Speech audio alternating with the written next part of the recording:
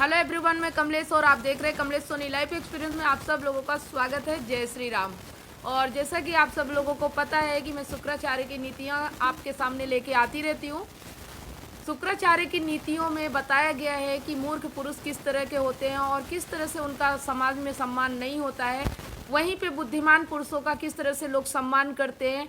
इसके अलावा चरित्रहीन स्त्रियों के बारे में भी बताया गया है, दुष्ट स्त्रियों के बारे में बताया गया है। संसार के कल्याण के लिए उन्होंने कई ऐसी नीतियां बनाई हैं, सफलता कैसे मिलती है, असफलता कैसे मिलती है, किस तरह का काम करने से इंसान सफल होता है, ऐसी कई नीतियां हैं जो मैं आपके सामने लेके आती रहती हूँ। आज मैं आपको बताने वाली हूँ ऐसे पिता, माता और पत्नी के बारे में जो कि पुरुष के शत्रु बन जाते हैं। इससे पहले हम जान लेते हैं मनुष्य के स्वाभाविक मित्र कौन कौन से होते हैं। नंबर 1, विद्या। विद्या मनुष्य की स्वाभाविक मित्र होती है।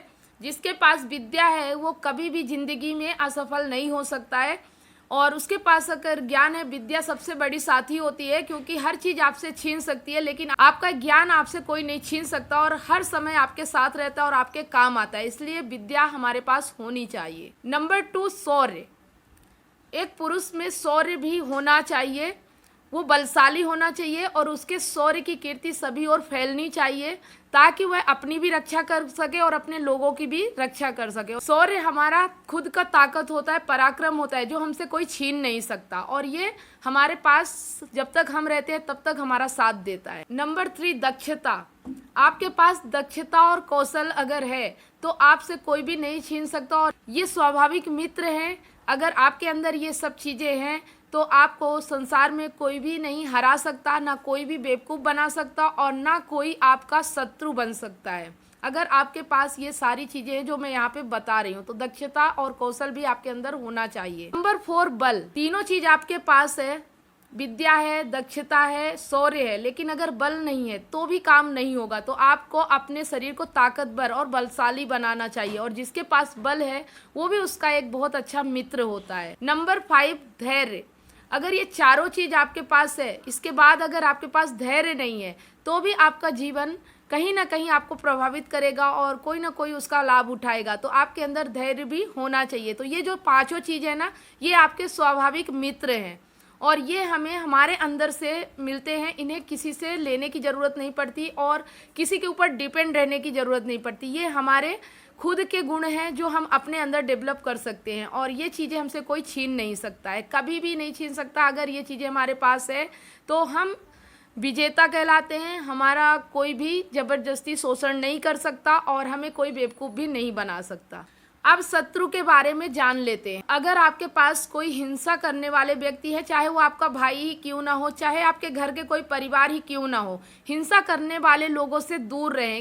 ऐसे लोगों की समझ बिल्कुल नहीं होती और वो कभी भी आपको नुकसान पहुंचा सकते हैं और उनके कर्मों की सजा आपको भी मिलती है। तो हिंसात्मक लोगों से दूर रहें। अब यहाँ पे मैं आपको बताती हूँ, वीडियो ध्यान से सुनिएगा कि किस तरह हमारे पिता, हमारे माता और पत्नी एक पुरुष के शत्रु हो सकते हैं। उसके लिए मैं यहाँ कुछ चीज़ें बताने वाली हूँ, उसे डीप में समझिएगा, और ऐसे लोग अगर हैं तो उनसे सतर्क रहने की ज़रूरत है।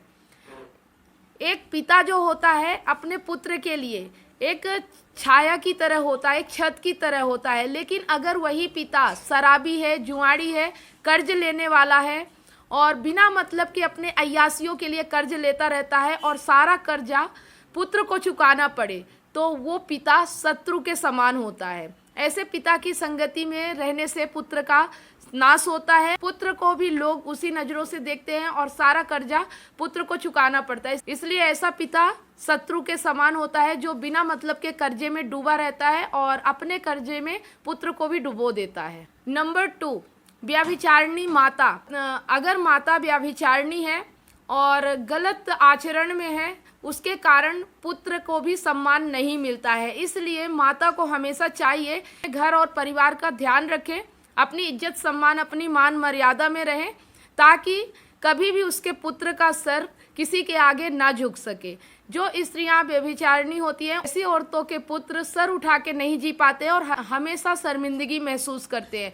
तो हर माता का फर्ज होता है कि अपने पुत्र के लिए कुछ ऐसा काम करे ताकि पुत्र उसका उदाहरण दे सके और गौरवान्वित हो सके अपनी माता से और गौरव से अपना सर उठा के चल सके। और जिस पुरुष की पत्नी व्यभिचारिणी होती है, पति के होते हुए भी पराये पुरुषों से संबंध रखती है, ऐसे पुरुष का जीवन नरक समान हो जाता है। तो ये जो चीज़ें मैंने आपको बताई हैं, अगर ऐसे लोगों की संगति आपके पास है या आपके पास ऐसे लोग हैं तो तुरंत इनसे दूर हो जाए तो ही बेहतर होगा, क्योंकि जो लोग बिगड़ चुके हैं, जो लोग बर्बाद हो चुके हैं, उन्हें सुधारा तो नहीं जा सकता, लेकिन अपने जीवन को तो बनाया जा सकता है, अपने आप को तो संभाला जा सकता है। तो अगर आप इनके साथ रहेंगे, असम्मानजनक जिंदगी जीना पड़ेगा आपको, नरक जैसी आपकी ज़िंदगी हो जाएगी। तो अगर आप अपनी ज़िंदगी में चाहते हैं कि चीज़ें सही हो और आप इज्जत सम्मान से अपनी ज़िंदगी को जी सके, तो ऐसे लोगों से दूर ही रहें तो ज़्यादा बेहतर है, चाहे वो आपकी माता हो, पिता हो या पत्नी ही क्यों ना हो। जो भी व्यक्ति गलत कर रहा है वो सब आपके शत्रु के समान है, और शत्रु आज के समय में कहीं बाहर नहीं है, शत्रु आपके घर में ही है, आपको उनसे संभल के रहना है। ऐसी हरकतें हमें सजग कर देती है, सतर्क कर देती है, इसीलिए मैं शुक्राचार्य की नीति आपके सामने लेके आती रहती हूँ ताकि आप इन चीज़ों को समझ सके। वीडियो आपको कैसा लगा कमेंट करके ज़रूर बताएं। अगर कोई क्वेश्चन हो तो आप मुझसे सुबह फेसबुक पे लाइव 7 बजे से 8 बजे के बीच मिल सकते हैं, आपको लाइव आंसर मिलेगा। तो आप लाइव फेसबुक पे सुबह 7 से 8 बजे जरूर ज्वाइन करें। अगर इस वीडियो के माध्यम से पहली बार आप मेरे यूट्यूब चैनल पे आ रहे हैं तो चैनल को सब्सक्राइब करना बिल्कुल भी ना भूलें, साथ में बेल आइकन प्रेस करें ताकि जो भी वीडियो मैं अपलोड करूँ उसका नोटिफिकेशन आपको सबसे पहले मिले। अगर ये वीडियो आप फेसबुक पेज पे देख रहे हैं तो पेज को फॉलो करें और स्टार देके हमें सपोर्ट जरूर करें। वीडियो वाकई में अच्छा लगा तो लाइक शेयर और कमेंट करना बिल्कुल भी ना भूलें। फिर मिलते हैं मोटिवेशनल और नई जानकारी के साथ वीडियो में, तब तक आप सब लोगों को जय श्री राम।